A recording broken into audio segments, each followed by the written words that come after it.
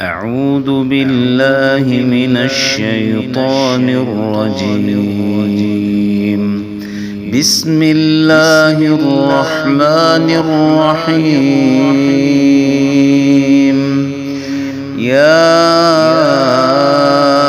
أيها الذين آمنوا استعينوا بالصبر والصلاة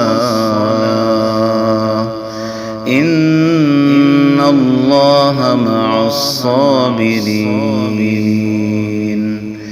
ولا تقولوا لمن يقتل في سبيل الله أموات بل أحياء ولكن لا تشعرون. ولنبلونكم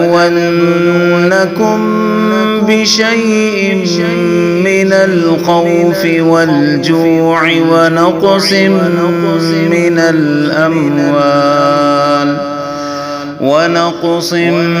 من الأموال والأنفس والثمرات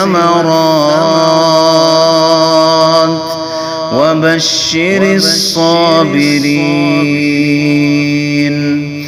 الذين إذا أصابتهم مصيبة قالوا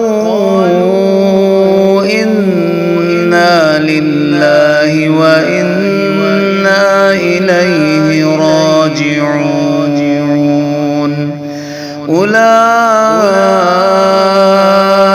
عليهم صلوات من ربهم ورحمة وأولئك هم المهتدون.